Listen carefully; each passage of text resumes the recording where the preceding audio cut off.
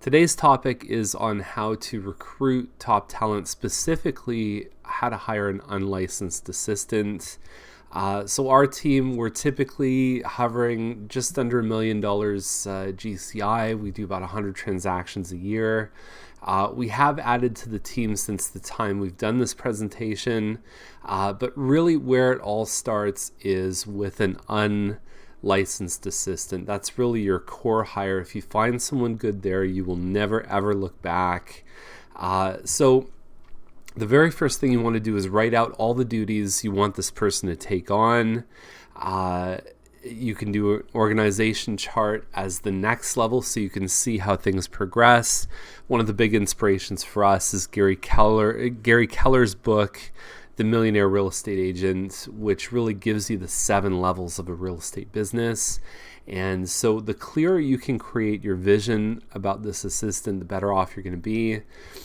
So for us, the role of the client concierge, the client care coordinator, was managing the buyer and seller plans in whatever database you use, corresponding with clients, deliveries to the client's home, picking up materials from Staples, all the things that you don't believe that you should be doing. And really, as an agent, it's really all about lead generation and lead conversion, negotiating, and staying in touch with past clients. Everything else can be delegated. So daily mailouts, monthly mailouts, answering phone calls, assisting with some of the systems in your before unit, preparing materials for initial consultations, filing, keeping inventory of supplies. And as you listen to this, if you don't have a client care coordinator, you could probably tell by now that you're feeling like, hey, there's some things that I've been doing that probably aren't my best use of time.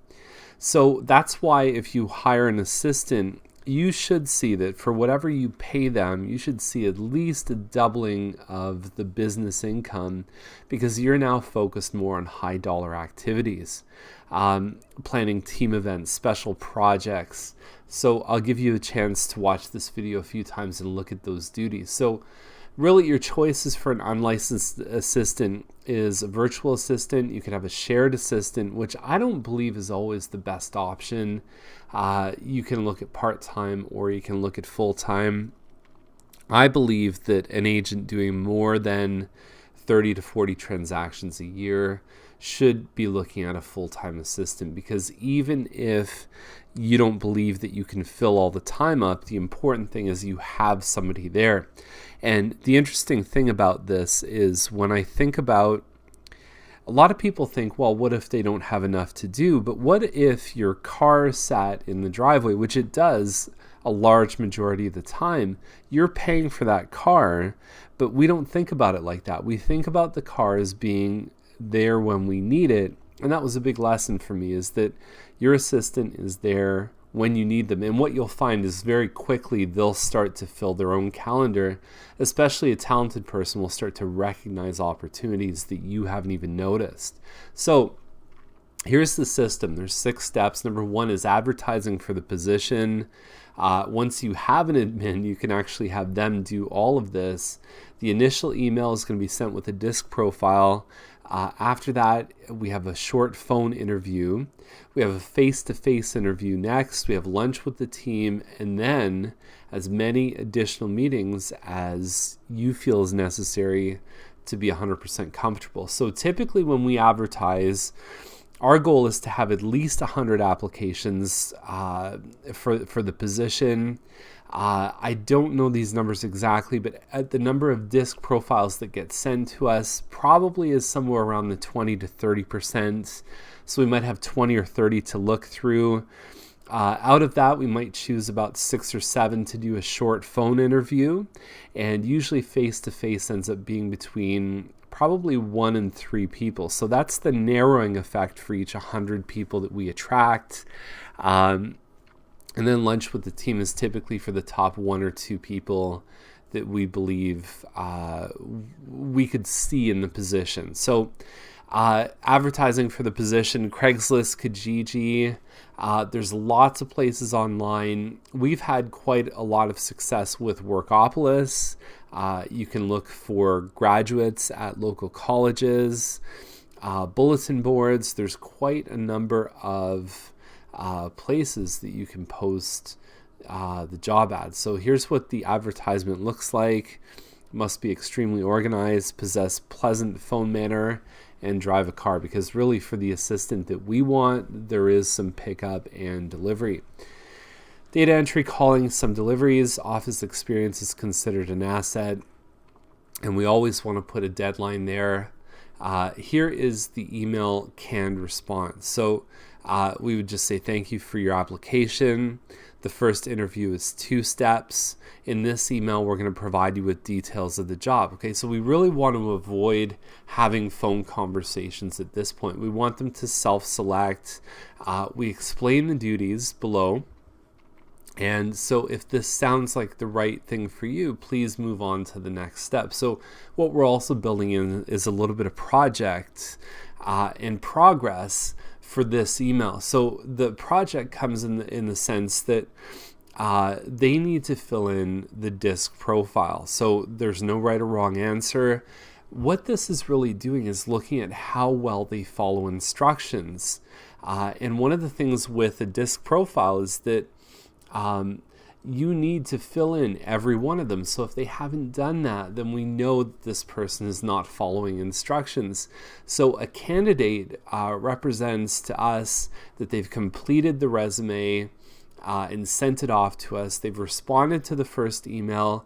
The other thing is they've scanned and submitted their disc profile. And you can even look, have they scanned it as a PDF? Have they scanned it as a JPEG? All of these things will show the resourcefulness of that individual. And so we really screen from there. Like I said, we probably have 20 or 30 people that will send us full details, resume and a disc profile. And so that's where we start really the process. If you'd like a disc profile, we can send it off to you. But just as a reminder, D is a dominant kind of personality. I is an influencer, an interpersonal, friendly, outgoing kind of person. A C is very a numbers-based, a logic-based individual. And S is more about stability, steadiness, sincerity. You think about a teacher. Generally, teachers are pretty high S. So what do we want our assistant to look like? An unlicensed assistant should have the attention to detail, number 1, that a C has. Also an S is a good quality. Routines and systems make an S happy. And I, we want just enough I so that they're comfortable on the phone, that they can interact. But if the I is too high, what you're going to start to see is there's a lot of water cooler talk, and there's not as much of the ability to sit down and focus on tasks. So there's some phone interview questions, and you can read some of these down below. Why you'd want to join our company.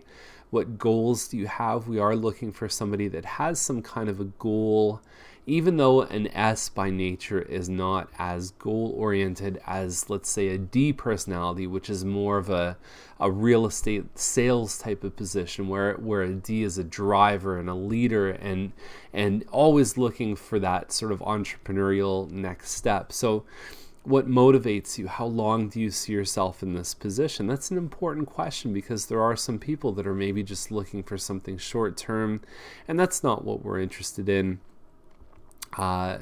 So face-to-face interviews, there's quite a few questions here. Typically we're asking anywhere from probably 30 to 40 questions face-to-face. We usually book between 30 and 60 minutes for these type of interviews.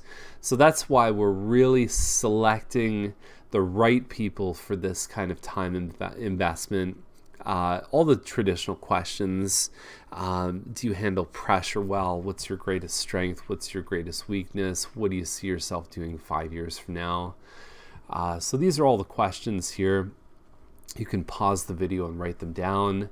And so the lunch interview and beyond. So what we want to do is we want to have the top 1 or 2 people. Typically the team leaders, my wife and myself. The second lunch interview is with the team. We want to see how they're interacting. And the other thing is that we're looking, especially with the lunch interviews, is we want to see how it is in a casual setting. Like I always think about, would we want to hang out with this person? One of the other agents that I've spoken with who has a rather large team, he said, would I be comfortable in a car with this person for more than 4 hours? And so if you have that kind of chemistry with this person and all the other stuff checks out, you're well on your way to finding somebody that's really going to integrate well within your system. So you spend a lot of time with the people you work with, oftentimes more than your family. So you want to make sure that somebody is there that you really enjoy being around. So that's really the essence of what we do to hire an unlicensed assistant. I hope you found it helpful. And if you need to reach me, I'm at 905-693-9346. Thank you.